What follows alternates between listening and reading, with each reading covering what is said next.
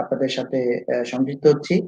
আমাদের সাথে আজকে অতিথি হিসেবে থাকছেন ঢাকা বিশ্ববিদ্যালয়ের আইন বিভাগের সম্মানিত অধ্যাপক doctor Nakib Mohammad Nasrullah.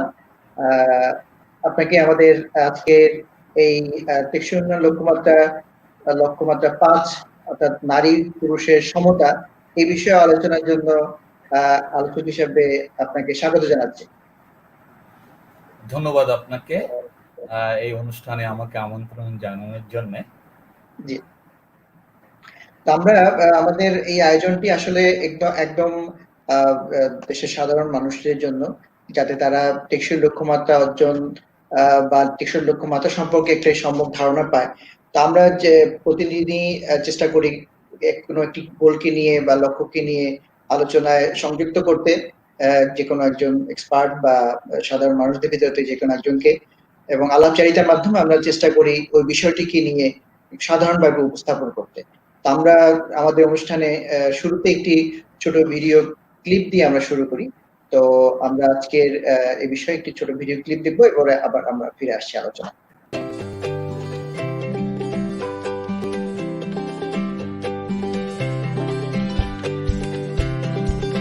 Achieve gender equality and empower all women and girls.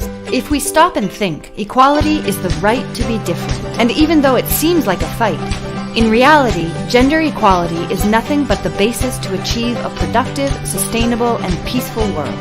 However, even though it's a fundamental right, there isn't a real equality of rights. Women are still suffering discrimination in political, economic, and public representation, and are still victims of violence and abuse.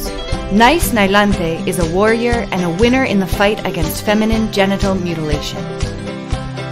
She's from Kenya, from the Maasai ethnicity. In her personal ablation ceremony, she escaped, challenging her family and changing the conscience of her community. Now, 25 years old, she is responsible for projects for AMREF. She's a community leader, and she has earned the respect of women, men, and leaders. What about you? Do you know everything you are capable of doing? 1. If it's in your hand, promote and boost a bigger constellation with measures such as teleworking, flexible timetables, and the reduction of working hours for both parents, regardless of their gender. 2. Encourage dialogue and debate equality to overcome stereotypes and culture and gender inequality barriers. 3. Promote a fair salary retribution system without discrimination based on productivity, competence, and merits, and not gender. 4. Discover the opportunities on-site and online volunteering has against gender violence. You can help by having a warm conversation or, in a creative way, designing logos or writing texts from home. 5. Get close to social entities that work with women victims of gender violence. Help them in their duty. It's easier than you think.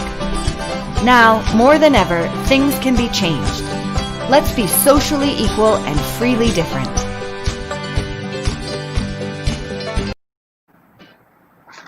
জি, আমরা একটি ছোট video clip দেখলাম যেখানে আসলে gender equity ব্যাপারে কিছু ধারণা দেওয়া হলো। এই পর্যায়ে আমরা আপনার কাছ থেকে জানতে চাইবো সত্যিকার অর্থে বা সহজ ভাষায় আমরা যে লক্ষ্যমাত্রা নিয়ে আজকে আলোচনা করবো, নারী পুরুষের সমতা, এই বিষয়টি আসলে জাতিসংঘের টেকসই লক্ষ্য উন্নয়ন মাত্রা বা লক্ষ্য অর্জনের যে বিষয়গুলো উন্নয়ন লক্ষ্যমাত্রাকে কিভাবে সংজ্ঞায়িত করেছেন, এবং আমরা একটু সাধারণভাবে আপনার কাছ থেকে জানতে চাই। ধন্যবাদ আপনাকে। জাতিসংঘের যে এই সাস্টেইনেবল ডেভেলপমেন্ট গোল, এই গোলের 5th গোল হলো achieve gender equality and empower all women. এখন এই ইকুয়ালিটি মানে হলো সমতা, নন ডিসক্রিমিনেশন। আমরা যদি এই কনসেপ্টের দিকে তাকাই তাহলে আমরা দেখি এই কনসেপ্টটা হলো this is a root concept of human rights. Human রাইটসের একটা concept.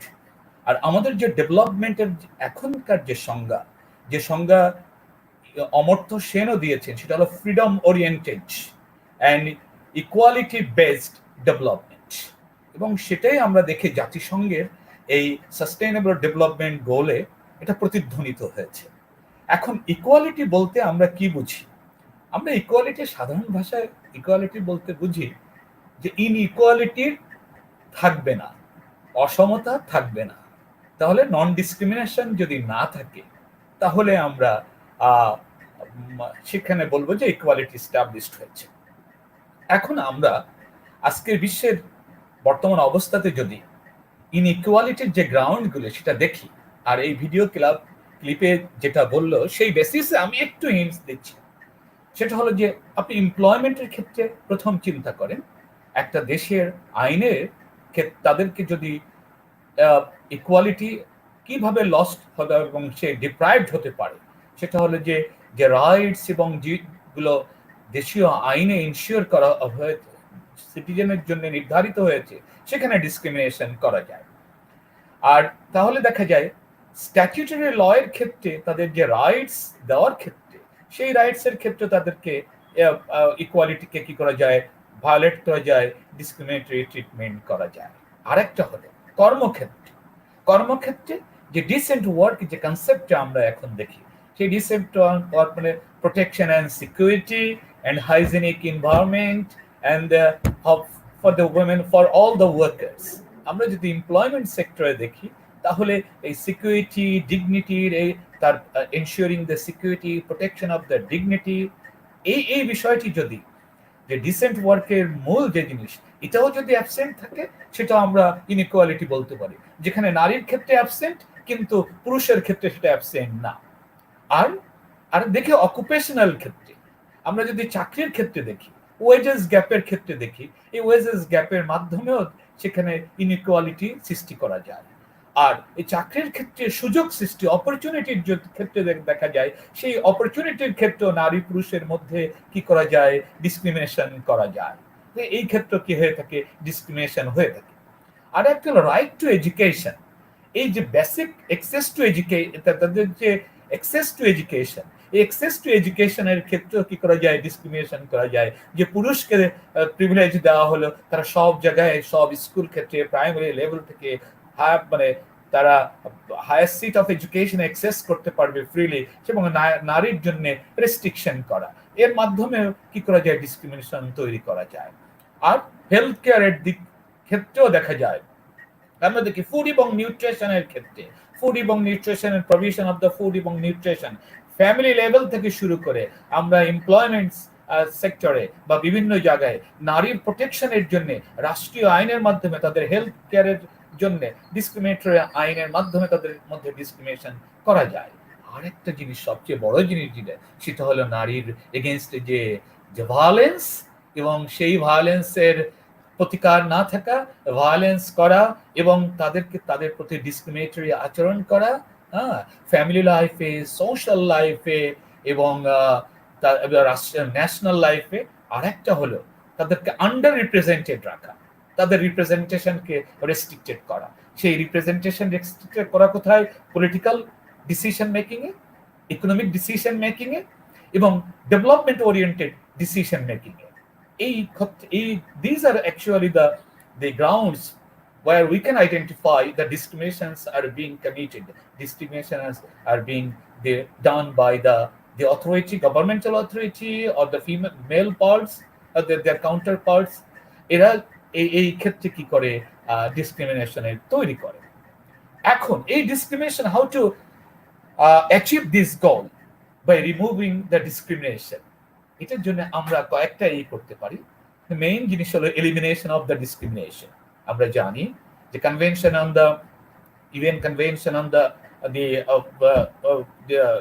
UN Convention of the Elimination of All Forms of Discrimination Against Women, এটা যেটা এই কনভেনশনটাকে আমরা যেতে এটাকে বলি সিডো। এই সিডো কনভেনশনের আওতায় অনেক গ্রাউন্ড, যে নারীর ক্ষেত্রে কোন কোন গ্রাউন্ডে ডিসক্রিমিনেশনকে রিমুভ করা দরকার, এই কথা এখানে সাজেস্ট করা হয়েছে স্টেট পার্টিকে। অনেক স্টেট পার্টিটাকে কি করেছে, আপনার রেটিফাই করেছে। তাহলে ডিসক্রিমিনেশন উইমেন এবং গার্লসদের ক্ষেত্রে ডিসক্রিমিনেশন রিমুভ করার মাধ্যমে এটা অ্যাচিভ করা যায়, ইকুয়ালিটিকে অ্যাচিভ করা যায়। আর একটা হলো এম্পাওয়ারমেন্ট প্রসেস, নারীকে এবং অ্যাচিভমেন্ট অফ দ্য ইকুয়ালিটি এর গ্রাউন্ড তৈরি করা, রাষ্ট্রিকভাবে, সামাজিকভাবে, সব জায়গায় আইনের মাধ্যমে, পলিসির মাধ্যমে রাষ্ট্র তাদেরকে এম্পাওয়ারমেন্টের সুযোগ দিতে পারে। ইকোনমিক এম্পাওয়ারমেন্টের, পলিটিক্যাল এম্পাওয়ারমেন্টের, ডিসিশন মেকিং এর ক্ষেত্রে তাদের পার্টনার ডিসিশন মেকিং এর, এবং তাদেরকে all the privilege the facilities এর বেনিফিশিয়ারিজ এর ক্ষেত্রে তাদেরকে তাদের ইকুয়ালিটির মর্যাদা দেওয়ার মাধ্যমে এটা ইনশিওর করতে পারে একটি রাষ্ট্র। এই তাদের ডেভেলপমেন্ট প্রসেসে তাদের ডিসিশন মেকিং এ তাদের পার্টিসিপেশন, হিউম্যান রাইটস এর ক্ষেত্রে তাদের ইকুয়াল ট্রিটমেন্ট, হিউম্যানিটেরিয়ান অ্যাকশনের ক্ষেত্রে ইকুয়াল ট্রিটমেন্ট, স্টেটের পিস এন্ড সিকিউরিটির ক্ষেত্রে তাদের বেনিফিশিয়ারিজ এবং পার্টনার হিসেবে তাদেরকে এটাকে অ্যাচিভ করার জন্য ইকুয়াল ট্রিটমেন্ট, এবং ফাইনালি তাদেরকে ফুল এবং ইকুয়াল পার্টিসিপেশন দিতে হবে যে সাস্টেইনেবল ডেভেলপমেন্ট এরিয়াজে। তাদেরকে ইকোনমিক্যালি এম্পাওয়ার করতে হবে, সোশ্যালি এম্পাওয়ার করতে হবে এবং পলিটিক্যালি তাদেরকে এম্পাওয়ার করতে হবে। এইভাবে আমরা তাদেরকে এম্পাওয়ার করতে পারি। এই পথ এবং এই পদ্ধতি যদি আমরা অবলম্বন করি, তাহলেই আমরা সাস্টেইনেবল ডেভেলপমেন্টের এই যে fifth goal, that is achievement of the gender equality and the achievement of the women empowerment in all areas of life, এটা আমরা অর্জন করতে পারবো। ধন্যবাদ। আমরা এবার আপনাকে জানতে চাইবো যে এই গোলটি আসলে ইকুয়ালিটি বিষয়গুলো ওভারঅল কান্ট্রি সাস্টেইনেবল ডেভেলপমেন্টে কি ধরনের ভূমিকা রাখছে বা রোল প্লে করছে বলে আপনি মনে করেন? মানে এটা তো অবভিয়াস যে এটা একটা নিশ্চিত ব্যাপার। যদি এইটা যদি আপনি অ্যাচিভ করতে না পারেন, তাহলে আপনি দেখেন যে ডিভিশন অফ দ্য পাওয়ার যেটাকে বলা হয়, যে ডিভিশন অফ দ্য পাওয়ারে দুইটা, ম্যান এন্ড ওমেন। আপনি যদি একটা প্রিভিলেজ গ্রুপ হয় আর একটা যদি ডিসক্রিমিনেটেড এগেইনস্ট করা হয়, এটা যদি ডিপ্রাইভড গ্রুপ হয়, তাহলে আপনার ফিউচার জেনারেশনের জন্য সাস্টেইনেবল ডেভেলপমেন্টটা কিভাবে তৈরি হবে? সাস্টেইনেবল ডেভেলপমেন্টের জন্য আমরা সেই ডেভেলপমেন্টকে বলি যার বেনিফিটটা ড্রাইভ করতে পারে, যার বেনিফিটটা গেইন করতে পারে কারা? পরবর্তী জেনারেশন। তাহলে যদি আপনি একটা শ্রেণীকে যদি আপনি ডিপ্রাইভ রাখেন, তাহলে কিভাবে সাস্টেইনেবল ডেভেলপমেন্টের গোল যে অ্যাচিভ হবে? এবং ফ্রিডম ওরিয়েন্টেড এবং রাইট বেসড যে ডেভেলপমেন্টটা, সেই রাইট বেসড ডেভেলপমেন্টটা কখনোই হবে না। আপনি দেখেন পৃথিবীর জনসংখ্যার দিকে হিসাব করেন, প্রত্যেকটা দেশের জনসংখ্যার দিকে হিসাব করেন, বিশাল part of the population, even sometimes male populationের থেকে women populations the higher, এখানে যদি তাদেরকে যদি ডিপ্রাইভ করে রাখা হয়, তাহলে একটা দেশের সাস্টেইনেবিলিটি আর ডেভেলপমেন্টটা কিভাবে সাস্টেইনেবল প্রসেসের দিকে মুভ করবে? অসম্ভব। তাদেরকে বাদ দিয়ে development is impossible in my opinion. Excellent, thank you very much. আমরা এবার আপনাকে জানতে চাইবো যে what is the status of Bangladesh in this goal, মানে আমাদের বাংলাদেশ আমরা এই গোলটা অ্যাচিভমেন্টের ক্ষেত্রে আপনার কি ধারণা, আমরা কতটুকু অগ্রসর হয়েছি বা আমাদের অবস্থানটা কি পর্যায়ে? বাংলাদেশ আসলে চেষ্টায় আছে, Bangladesh in the process of progress, Bangladesh progress করার জন্য চেষ্টা আছে। বাংলাদেশ আসলে ইন্টারন্যাশনাল যে ট্রিটিস গুলো বাংলাদেশ রাটিফাই করেছে এবং সেই তার রাটিফিকেশনের জন্য যে কমিটমেন্ট দিয়েছে রাটিফিকেশনের মাধ্যমে, সেইভাবে বাংলাদেশ এগিয়ে চলেছে। আমরা বাংলাদেশের কিছু ইনস্টেন্সেসও দেখি যে ওমেন এম্পাওয়ারমেন্টের ক্ষেত্রে পলিটিক্যাল ডিসিশন মেকিং এ, তারপরে তাদের পার্টিসিপেশন ইন এমপ্লয়মেন্টে তাদের রেশিও বেড়েছে এবং তাদের ইকোনমিক এম্পাওয়ারমেন্ট হয়েছে through the participation in the এমপ্লয়মেন্টের ক্ষেত্রে তাদের পার্টিসিপেশন আগের থেকে বেড়ে গেছে। এবং ওয়েজেস গ্যাপটা এখনো বাংলাদেশে এমনি গভর্নমেন্টাল লেভেলে কোনো ওয়েজেস গ্যাপ তো নেই, প্রাইভেট লেভেলে কোনো ওয়েজেস গ্যাপ যদি এমনি কোনো ধরনের অ্যাপারেন্ট ওয়েজেস গ্যাপ থাকে, সেটাও গভর্নমেন্ট নজরদারি করছে। এবং অ্যাক্সেস টু এডুকেশন, এখন তো অ্যাক্সেস টু এডুকেশনের দিকে আমি যদি বিশ্ববিদ্যালয়ের চিত্র তুলে দেখি, তাহলে আমাদের যে এভরি ইয়ারের যে ইনটেকটা, সেই এভরি ইয়ারের ইনটেকের মধ্যে বিশাল একটি অংশ হলো মেয়েরা, মানে তারা এগিয়ে আসছে তাদের এমপ্লয়মেন্টের ক্ষেত্রে, তারপরে তাদের এডুকেশনের ক্ষেত্রে। ইভেন মেয়েদেরকে এডুকেশনের ক্ষেত্রে প্রমোট করার জন্য, ইন্সপায়ার করার জন্য গভর্নমেন্ট থেকে বিভিন্ন ধরনের পদক্ষেপ নেওয়া হয়েছে ওভার এ ডিকেড। হ্যাঁ, আমি তো জানি 2000 ফার্স্ট ডিকেডে, সেকেন্ড ডিকেডে ওমেনদের যে এডুকেশনটা স্প্রেড করে ওমেনদের মধ্যে, এই জন্য তাদেরকে ইনসেন্টিভ দেওয়া হচ্ছে। হ্যাঁ, ইনসেন্টিভ দেওয়া হচ্ছে। এই জন্য এই ক্ষেত্রেও বাংলাদেশ অগ্রসর হওয়ার চেষ্টা করছে। আর ডিসিশন মেকিং এর ক্ষেত্রে আমরা দেখি এক্সিকিউটিভ লেভেলে এখন অনেক নারী তারা এক্সিকিউটিভ লেভেলে তারা অগ্রসর হয়েছে, বিভিন্ন পোস্ট তারা হোল্ড করছে, বিভিন্ন ডিসিশন মেকিং এ তারা পার্টিসিপেট করছে। আমাদের মধ্যে যে জিনিসটি এখনো পর্যন্ত সেটা হলো যে এন্টারপ্রেনিউর হিসেবে এটা একটা সময় লাগে।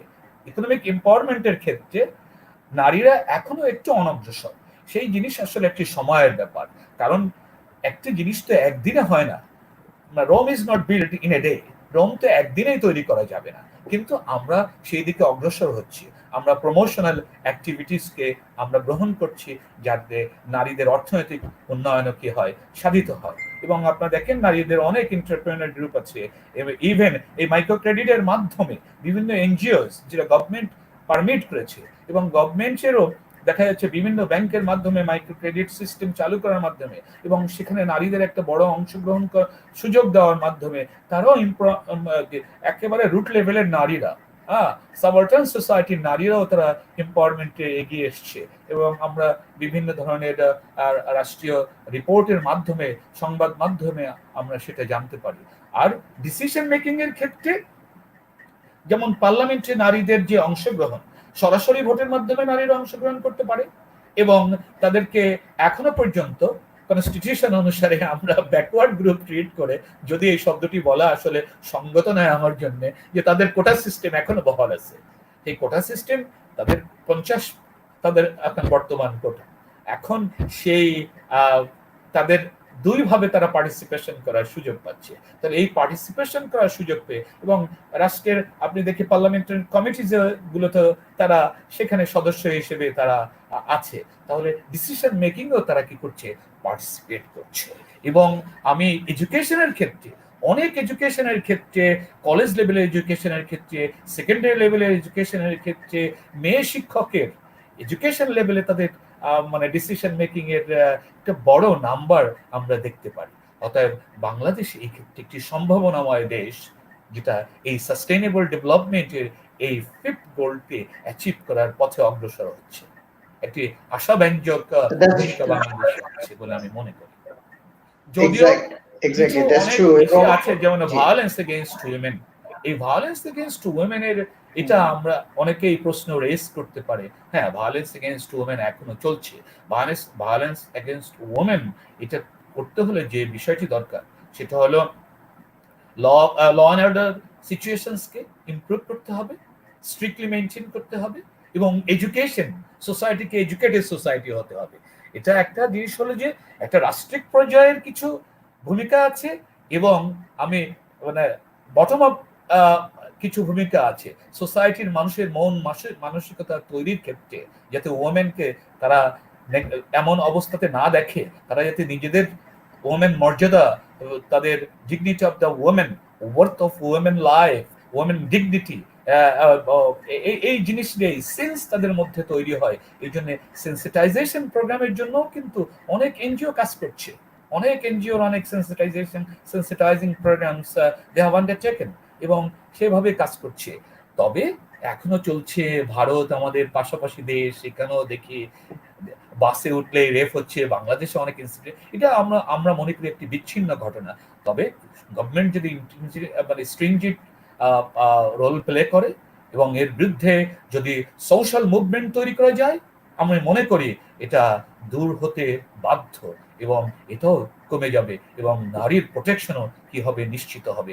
নারীর মুভমেন্টের প্রোটেকশন এবং চলাফেরার স্বাধীনতা। আমি অস্ট্রেলিয়ায় থাকাকালীন দেখেছি একজন নারী, সে রাত 1টার সময় 12টার দিকে একবার লাস্ট বাসে আসছে, কিন্তু সে বাসে এসে তার স্টপেজে নেমে গেল, ওইখানে তো মানুষ এমনিই কম, সে নিজেই বাসায় যাচ্ছে, সে মনে নিজেকে ইনসিকিউর ফিল করছে না, নিজেকে স্ক্যার্ড, কখনোই সে স্ক্যার্ড ফিল করছে না। আমাদের এই অবস্থাটা তৈরি হতে সামাজিক কিছু পরিবর্তন দরকার আর কি, আমাদের মন মানসিকতা দরকার আর কি। এই জন্যে সামাজিকভাবে শিক্ষা গ্রহণ করা দরকার, নৈতিক শিক্ষার উন্নয়ন করা দরকার, ধর্মীয় শিক্ষা এখানে আমাদের একটি ইনস্ট্রুমেন্ট হিসেবে কাজ করতে পারে। পাশাপাশি রাষ্ট্রের ল অ্যান্ড অর্ডার সিচুয়েশনকে ইমপ্রুভ করতে হবে। রাষ্ট্র এই ব্যাপারে অগ্রসর এবং কার্যকর ভূমিকা রাষ্ট্র গ্রহণ করবে, তাহলে আমি মনে করি এটি সম্ভব আমাদের। বাংলাদেশ। জি, জি, জি। আপনি যথার্থই বলেছেন এবং বর্তমান সরকার আসলে নারীর ক্ষমতায়ন বা নারীর এই রক্ষার ক্ষেত্রে অধিকার রক্ষার ক্ষেত্রে কিন্তু বলিষ্ঠ ভূমিকা পালন করে যাচ্ছেন পালন আমাদের করছে। বর্তমান সরকারের প্রধানমন্ত্রীর নেতৃত্বে। তো আমরা আশা করব যে এই বিষয়ে আপনি যেটা বললেন সেটা আরো আমরা রিফ্লেকশন দেখতে পাবো।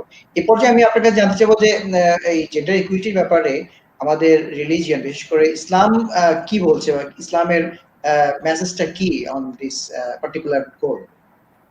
না, আমরা একটা জিনিস সেন্স অফ ইকুয়ালিটি এবং নন ডিসক্রিমিনেশন, এইটা যদি একজন মানুষের মধ্যে জাগ্রত করতে হয়, আর একটা ক্ষেত্রে হলো যে এম্পাওয়ারমেন্ট, আমি দেখি এম্পাওয়ারমেন্টের যে টুলস গুলো আছে, সেই এম্পাওয়ারমেন্টের টুলস এর মধ্যে একটা হলো এডুকেশন এবং সেন্স অফ নন ডিসক্রিমিনেশন।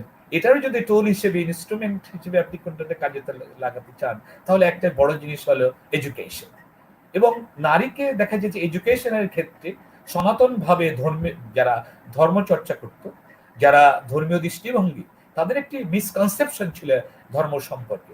আসলে ইসলামেরও এবং অন্যান্য ধর্মেরও আমরা দেখি অনেক ধরনের প্রোটেকশনিজম তারা মেনটেন করতো, তাদের মধ্যে একটা রেস্ট্রিকটিভ অ্যাপ্রোচ ছিল। কিন্তু মূল ইসলামের আমরা দেখি নারীদের শিক্ষার ক্ষেত্রে, আমি এক এক করে আসি, যেমন শিক্ষা এম্পাওয়ারমেন্টের ক্ষেত্রে ইনস্ট্রুমেন্টাল হিসেবে কাজ করতে পারে।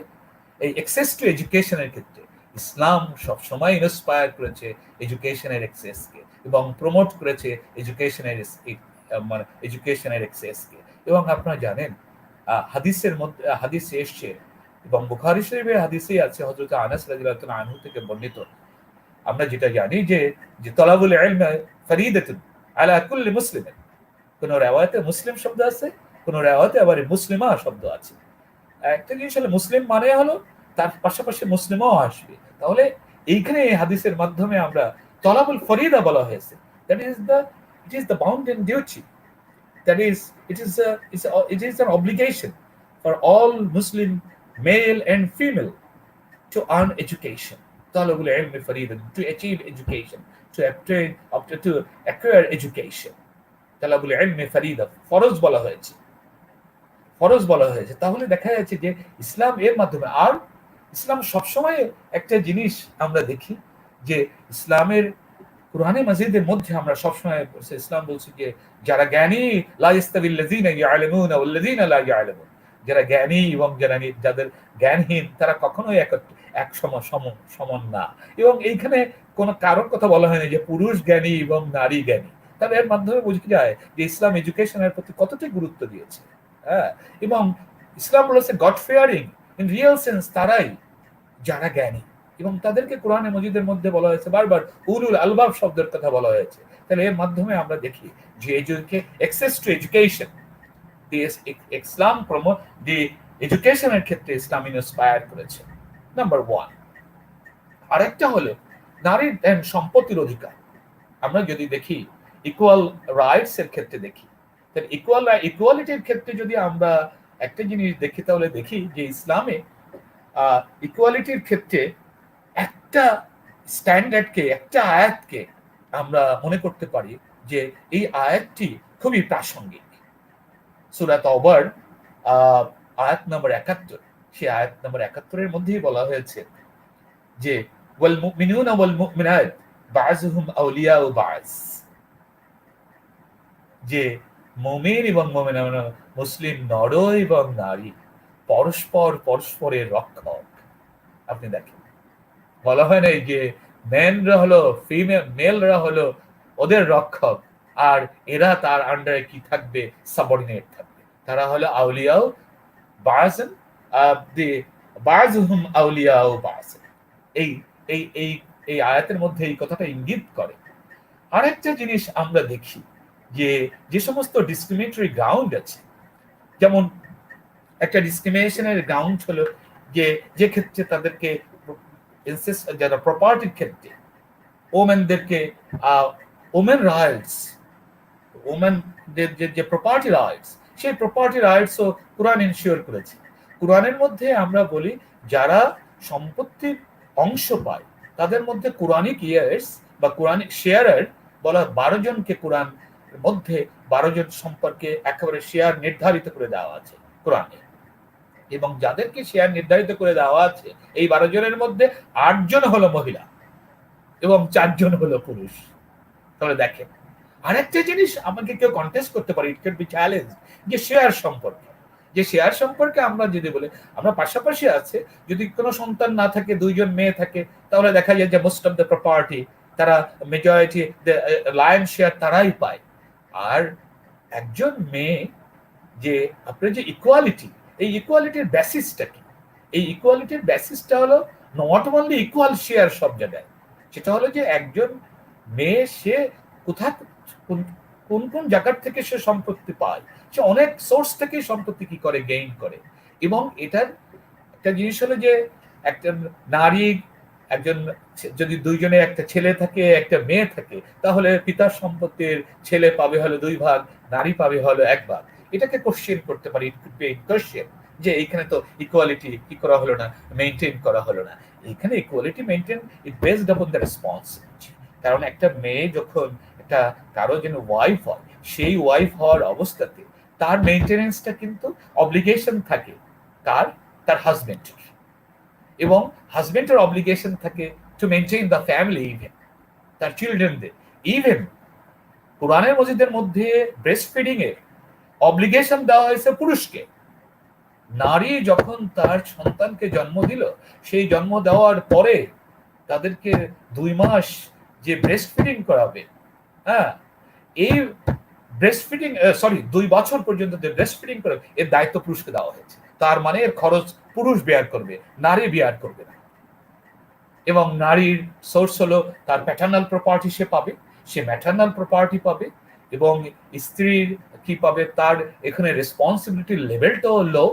এই জন্যই আমরা বলি, এই কনসিডারেশনের জন্য এই কথাটি বলা হয়েছে, এটা একটা ইকুইটি বেসড, সব জায়গায় ইকুয়ালিটির মাধ্যমেই কি করা যায় না, বিষয়টি নির্ধারণ করা যায় না। এবং আমি মনে করি যে এইটা ডিসক্রিমিনেশন না, আমরা আইনগতভাবে পজিটিভ ডিসক্রিমিনেশনকে স্বীকৃতি দিই। আমি মনে করি this is a positive discrimination. আর এমনটি না যে আমাদের দেশে, আমাদের কালচারই হলো যে নারী বিয়ের পরে চলে যায় কোথায়, যে বাপের বাড়ি।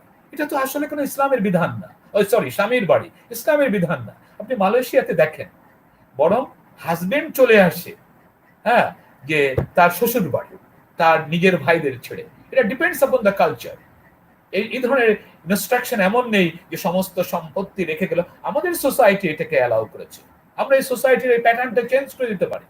হ্যাঁ, এটার কোনো কোনো ধরনের অব্লিগেশন নেই যে স্বামীর সাথে তার বাড়িতে চলে যাবে, সে ওইখানে যে নতুন পরিবেশে একটা ডিসক্রিমিনেটেড ওয়েতে থাকবে, তার ডিগনিটি ক্রাইসিসে সে ভুগবে, এমনটি না।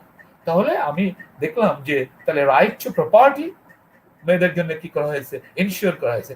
এমন কি আপনি দেখেন, সানস ডটার, ফুল সিস্টার, কনসেনগুইন সিস্টার, ইটোরিয়ান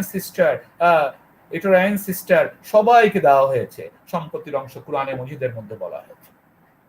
আরেকটা জিনিস হলো এম্পাওয়ারমেন্টের ক্ষেত্রে আমি যদি দেখি, একটা হলো অ্যাক্সেস টু এমপ্লয়মেন্ট, নারী কি এমপ্লয়মেন্ট অ্যাক্সেস করতে পারবে কিনা। ইসলামে কোনো হার্ড অ্যান্ড ফার্স্ট রুল নেই that prohibits the access of women to the employment, যে এক্সেসের তারা কোনো এমপ্লয়মেন্টে যেতে পারবে না, এটাকে কি করা হয় না, প্রহাবিট করা হয় না। আমরা একটা হাদিস থেকে উদাহরণ নিতে পারি।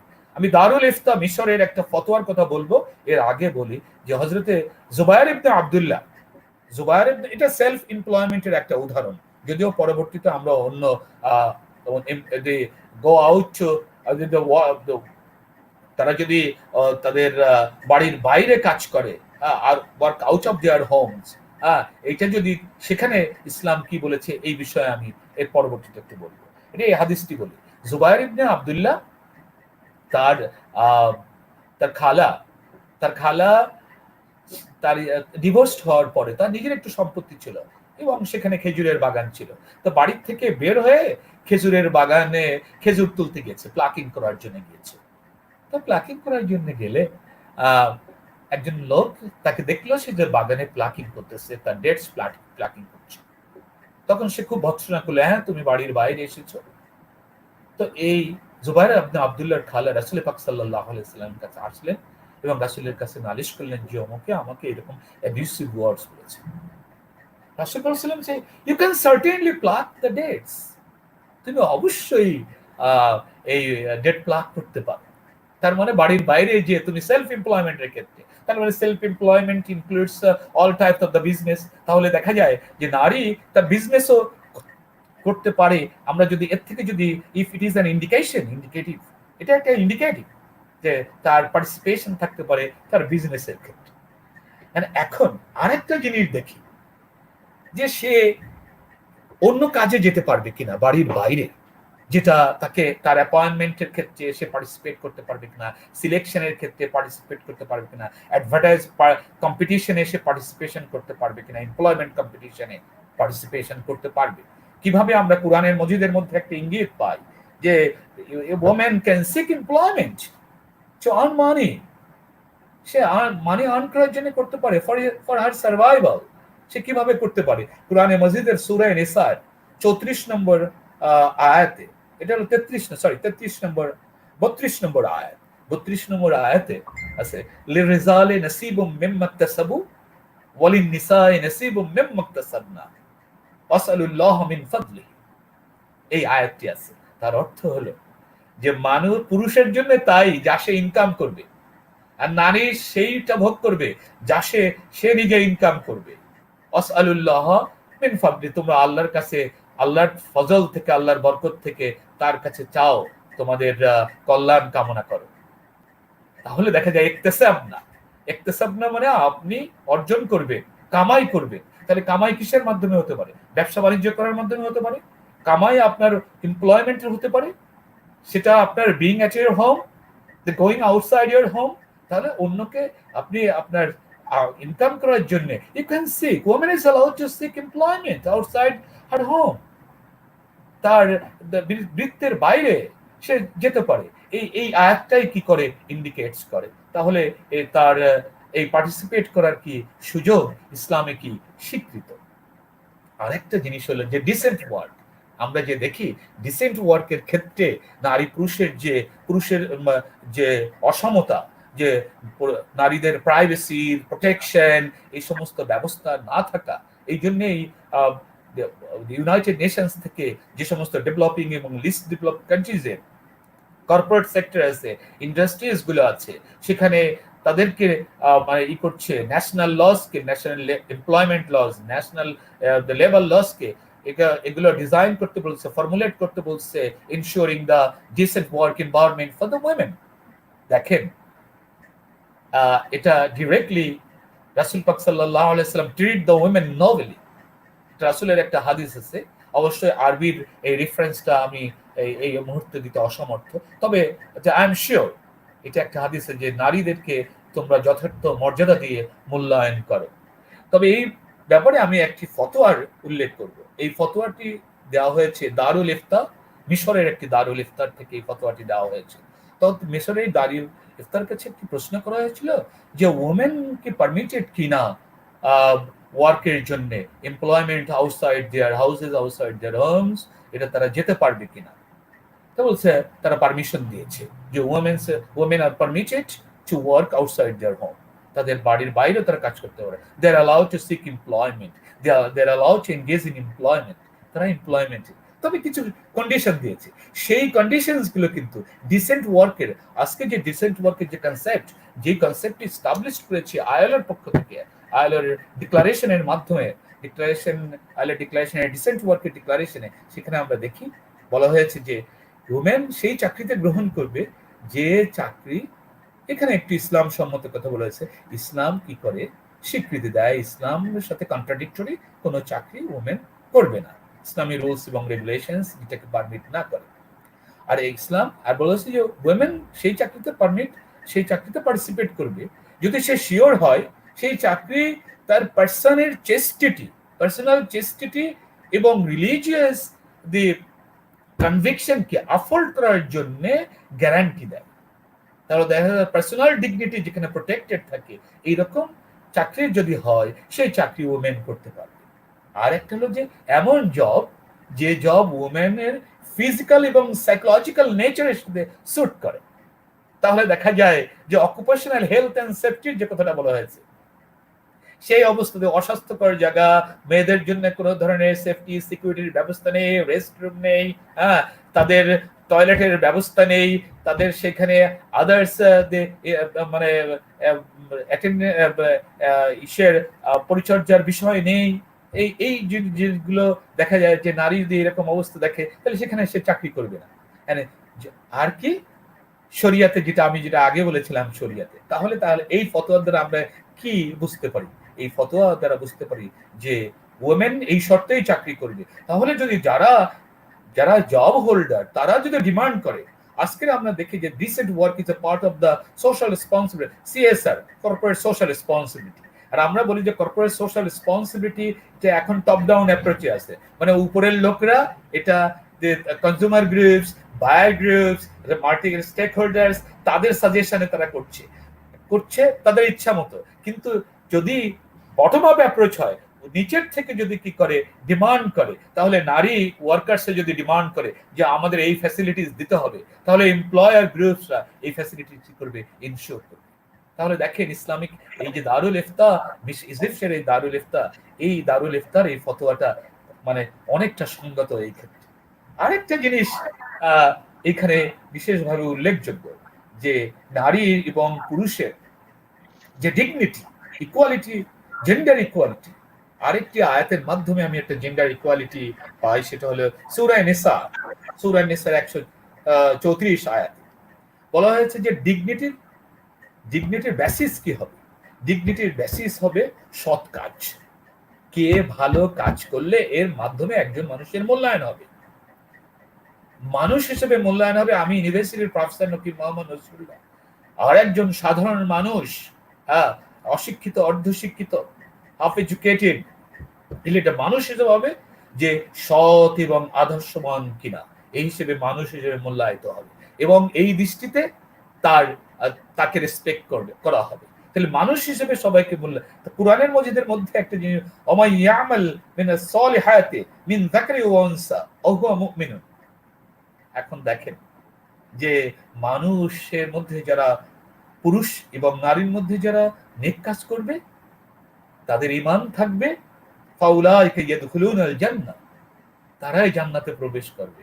ওয়ালা ইউজলামুনা নাকিরা, তাদেরকে বিন্দু পরিমাণ কি করা হবে না, জুলম করা হবে না, আল্লাহর পক্ষ থেকে জুলুম করা হবে না, তাদের প্রতি ইনজাস্টিস করা হবে না। তাহলে এটা this can B a lesson, the guideline for all the human beings, all the people, the authorities, the state authority, the state government, যে নারী পুরুষের ক্ষেত্রে কি করতে হবে, ইকুয়ালিটি কি করতে হবে, এনশিওর করতে হবে। এখন ইকোনমিক এম্পাওয়ারমেন্টের যে ব্যাপারটি, যে নারী কিভাবে ইকোনমিক্যালি এম্পাওয়ার্ড হবে, সেই জিনিস হলো দেখা যাচ্ছে, আমি আগে আয়াতের কথা বলেছি, নারীকে এমপ্লয়মেন্টের সুযোগ দেওয়া হয়েছে। আর একটা জিনিস বলি, আপনি কিভাবে ইকোনমিক্যালি এম্পাওয়ারমেন্ট গেইন করবেন, সেটা হলো আপনি যদি আপনার সোর্স অফ ইনকাম যদি বেশি থাকে, তাই না, তাহলে যদি এমপ্লয়মেন্টের থেকে আপনাকে ইনকাম করার নারীকে ইসলাম স্বীকৃতি দিয়েছে, রিকগনাইজ করেছে, তার পাশাপাশি দেখেন মহর, আপনি যখন কন্ট্রাক্ট করলেন, নেকার কন্ট্রাক্ট করলেন, তখন মহর আপনাকে দিতেই হবে। হ্যাঁ, এটা ওয়াসিব, আপনাকে আদায় করতেই হবে অবশ্যই। হ্যাঁ, আর আরেকটা হলো নারীকে মেইনটেনেন্স, তাহলে মেইনটেনেন্স তার ফ্রি, মহরের জন্য তার টাকা আছে, তারপরে সে আবার প্রপার্টি শেয়ার করতে পারবে, এবং তার অ্যাক্সেস টু এমপ্লয়মেন্ট থাকবে। তাহলে অ্যাক্সেস টু এমপ্লয়মেন্ট, সেলফ এমপ্লয়মেন্টে করতে পারবে, গভর্নমেন্টাল এমপ্লয়মেন্টে করতে পারবে, প্রাইভেট সেক্টরে এমপ্লয়মেন্ট করতে পারবে। So all these sources will be the contributing factor for women empowerment. তার ওমেন এম্পাওয়ারমেন্টের এই সোর্স গুলোকে যদি নারী কি করে ব্যবহার করে, রাষ্ট্র যদি ব্যবহার করার সুযোগ দেয়, তাহলে ইসলাম স্বীকৃত এই সোর্স গুলো একজন ওমেন এম্পাওয়ারমেন্টের জন্য যথেষ্ট বলেই আমি মনে করি। আর পার্টিসিপেশন, সময় কি শেষ? জি স্যার, আমরা আসলে আমাদের নির্দিষ্ট সময় আমরা এক্সিট করে ফেলেছি। তো আমরা মনে হয় যে বিষয় নিয়ে আলোচনা করছিলাম, জি এটা আরো পার্টিসিপেশনের কথা বলি। আজকে পৃথিবীতে একটা জিনিস আছে যে একটি ভুল ধারণার অবতারণা করা হয় যে নারীকে রেস্ট্রিক্টেড করা হয়েছে ইসলামে, যে পলিটিক্যাল পার্টিসিপেশনের ক্ষেত্রে ইসলামকে রেস্ট্রিক্টেড করা হয়েছে, পলিটিক্যাল পার্টিসিপেশন তারা করতে পারবে না, সোশ্যাল রিপ্রেজেন্টেশন তারা করতে পারবে না, তারপরে পলিটিক্যাল রিপ্রেজেন্টেশন করতে পারবে না, তারা লিডারশিপ পাবে না, সোশ্যাল এবং ইকোনমিক লিডারশিপ পাবে না। আমি কোরআনের এই আয়াতটি আবার এই যে আয়াতটি সূরা তাওবার সেটা আমি বলছি, সেই আয়াতটি ৭১ নম্বর আয়াতে আছে, আল মুমিনুনা ওয়াল মুমিনাত বাযুহুম আউলিয়াউ বায ইয়ামুরুনা বিল মা'রুফ ওয়া ইয়ানহাউনা আনিল মুনকার। যে নারী এবং পুরুষ, মুমিন এবং মুমিনাত পরস্পরের প্রোটেক্টর, পরস্পরের পরামর্শদাতা। একজন তারা সৎ কাজের আদেশ করবে, অসৎ কাজে নিষেধ করবে। আচ্ছা বলেন, যে এটা যদি ডিসিশন মেকিং এ তাদের পার্টিসিপেশন না থাকে, তাহলে সৎ কাজের আদেশ করবে কিভাবে, আর অসৎ কাজ থেকে বিরত রাখার কথা কি বলবে? এই আয়াতটি, this verse of Quran guarantees their participation in decision making.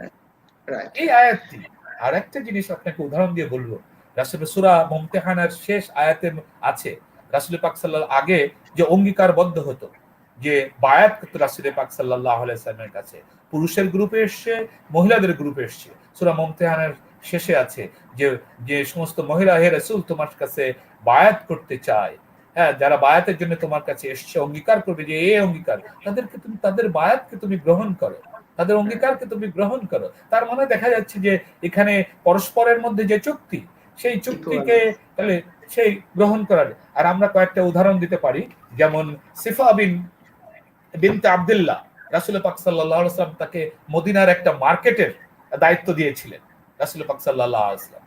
দেখি এই মহিলাকে আমরা একটু স্যার একটু শেষ করতে চাচ্ছিলাম, যেহেতু আমাদের আসলে নির্দিষ্ট সময় অনেক আগে পার হয়ে গেছে। আপনি সংক্ষেপে যদি স্যার শেষ করতেন প্লিজ। হ্যাঁ, আমি কনক্লুড করছি এইভাবে, যে আজকের যে development, sustainable development goal to achieve gender equality and to empower all women, তা আমরা যদি এইটা যদি ইসলামের দৃষ্টিভঙ্গিতে দেখি, তাহলে দেখি ইসলাম এই উমেন দি এম্পাওয়ারমেন্ট রিকগনাইজ করেছে, জেন্ডার ইকুয়ালিটিকে রিকগনাইজ করেছে, এবং এর বাস্তবায়নের জন্য ইসলাম এর যথেষ্ট কুরআন এবং হাদিসে যথেষ্ট পরিমাণ ইনস্ট্রাকশন, গাইডলাইন্স আছে, ডিরেক্টলি এন্ড ইনডিরেক্টলি। ইসলাম কখনোই নারী অধিকারের বিপক্ষে নয়, নারীর অধিকারের সমর্থনে ইসলাম। Thank you sir. আমরা মনে হয় আজকে আমাদের দর্শকরা আপনার মাধ্যমে আসলে এই বিষয়টি অনেক সেই সাধারণভাবে বুঝতে সক্ষম হয়েছেন, এবং নারী পুরুষের যে সমতা লক্ষ্যমাত্রা ৫ যেটা বর্ণনা করা হয়েছে জেন্ডার ইকুয়ালিটি হিসাবে, তো সেই বিষয়টি আমার মনে হয় খুব সহজ ভাষায় আপনার কাছ থেকে আমরা ইসলামিক মূল্যবোধের আলোকে বা ইসলামিক দৃষ্টিকোণ থেকে এবং সাধারণভাবে কিভাবে কি বর্ণনা করা যায় সেটা আমরা জানলাম। তো আমাদের দর্শকরা আজকে এই বিষয়টি নিয়ে আমার মনে হয় তাদের অনেক কিছুই ক্লিয়ার করতে পারলেন। দর্শক মণ্ডলী, আমরা আমাদের নিয়মিত আয়োজনের আজকে শেষ পর্যায়ে চলে এসেছি। আমরা আগামীকাল আবার লক্ষ্যমাত্রা ৬ নিয়ে আলোচনা করার জন্য কোনো একজন এরকম এক্সপার্টকে নিয়ে আসবো। তো সেই সময় পর্যন্ত সবাই ভালো থাকবেন, সুস্থ থাকবেন। আমাদের আজকে অতিথি professor doctor Nakib Mohammad Nasrullah sir, আপনাকে আমাদের সাথে সময় দেওয়ার জন্য গ্রিন টেক ফাউন্ডেশনের পক্ষ থেকে আপনাকে অসংখ্য ধন্যবাদ জানাচ্ছি।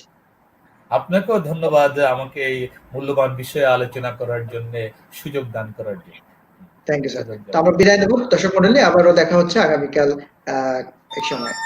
সেই সময় ভালো থাকবেন, সুস্থ থাকবেন। আসসালামু আলাইকুম।